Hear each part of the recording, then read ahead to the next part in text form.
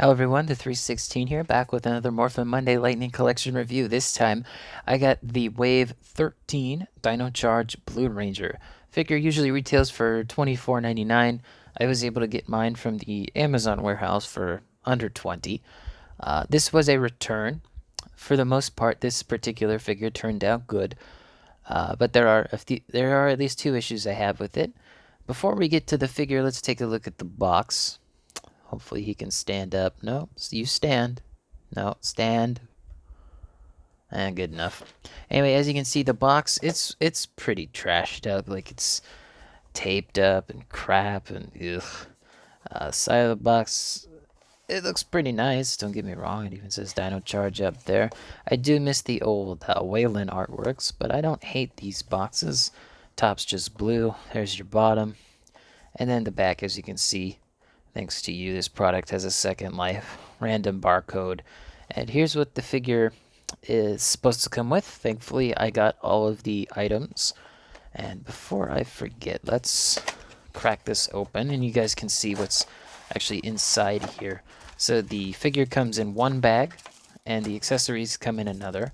Oddly, they're both the same size bag. I'm not sure why. And it also has your legalese paper in it. I'll probably be getting rid of this particular box, but there you go. Figure-wise, when I got it, I realized there was two problems. One, if you can notice, he's got... Actually, I'll do this. It's hard to see in camera. There you go. The drop-down hinges, they're very loose. They don't like to... They're not like G.I. Joe Classifieds where they're nice and sturdy, and as you can see, he almost fell there. He can stand on his own, it's just not easy, especially with the drop-down hinges. Something that is nice about this figure, though, is that it's pinless, fully pinless, so they'll probably be reusing this mold sometime later. Let me grab Dino Charge Red here. As you can see, fully pinless, even on the arms as well. And yeah, that Dino Charge Red figure has trouble standing. Not a little bit more than this guy, but the second reason why he can't stand properly is that he comes with two right legs. As you can see, it's the exact same leg. I contacted Hasbro about this. They said they will be sending me a replacement, or if they don't have this figure, something of equal value. So I will update y'all on a short if I eventually do receive a package from them. I'll let you know what I get.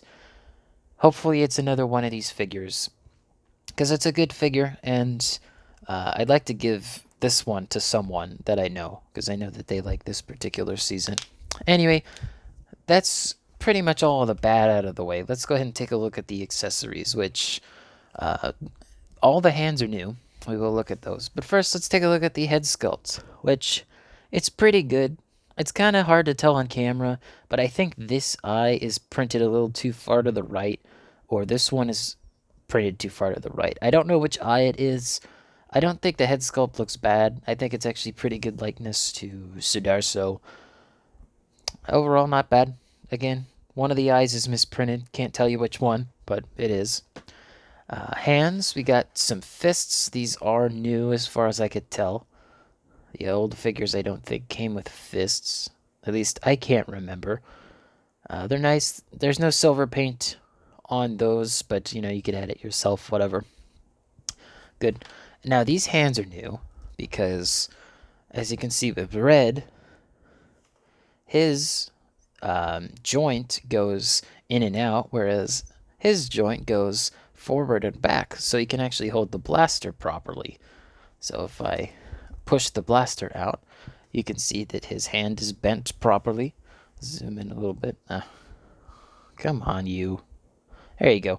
But you can see his hand is bent properly compared to Red, which his arm is a little bit lower to accommodate that. So let's put... Oop. He's actually standing on him. That's funny. So as a side by side, you can see this one's a lot more straight and this one's a lot more downward.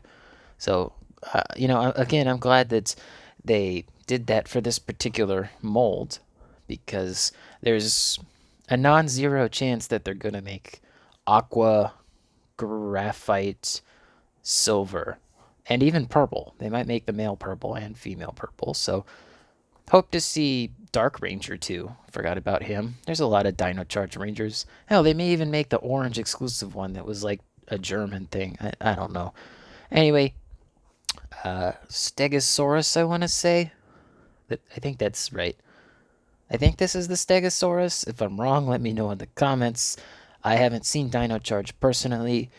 I never really liked the suits, but they've really grown on me, and I don't know why the focus is so bad. Anyway, I am going to bring back Red, since he was one of the first releases.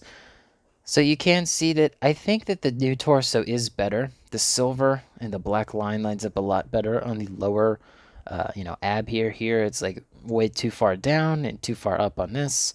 The triangle's a lot more closer together. The black lines aren't as large. I do think that this triangle piece is bigger and does look better on this one. But, it doesn't look bad on here. There's a slight difference in the yellow tones between these two. And, like, this one looks more like all of those that I have off screen over here. But also, another thing to notice with differences is this shoulder piece. So, as you can see, this one more flat, whereas this one goes in line with the silver here. So, look, this one goes up and then out, whereas this one's almost a straight line. Anyway, I think that's pretty much it for a direct comparison. Obviously, very similar molds, but this has drop-down hinges, so it's a little different. But like all of the shaping is basically the same, just pinless and a little bit different to accommodate the new articulation. And yeah, he's got trouble standing. Anyway, accessories, back to those. He does come with one of the swords, which is painted like Red's, which is the proper way to do it. Basically, on I think green and black. This section is all silver. This section is all black, where it should be yellow down to here, and then a little bit more. The effect piece is also the same as Red's, but this one is in purple rather than blue, and not green like Green's. So this is nice, and yes, it does come off. It does hold on there pretty tightly. I probably will be displaying him with it, but also the Dino Charge Morpher. They actually painted both sides, which I do appreciate. Now, I can hold him like this or like this, and it doesn't look out of place. Because on all of the other ones, they didn't paint that side of the Morpher with any black. It was just, that. And, back of the figure, nothing too special, just the standard, what you normally see. Honestly, I really love this color of blue that they decided to use. I would have grabbed another. Yeah, he has trouble falling over. Standing up, not falling over. He falls over all the time. Let's go ahead and take a look at a size comparison between him and some other lines. Let's get our ruler out here. Stands, when he can, roughly at like 6¼ inches. On the box, it just says 6 inches, so or 154 millimeters. I don't have a millimeter ruler, but anyway. Like I said, let's take a look at him next to a couple other lines. Starting off with DC Multiverse, I got Shriek here. Next up, I got the WWE Mattel Drew McIntyre. Let's go with the Marvel Legend next, and we got the Hatuzaraze with a handbag. Got the Jazzwares Spartan Yoroi. And then we got G.I. Joe Classified, Tiger Force Outback.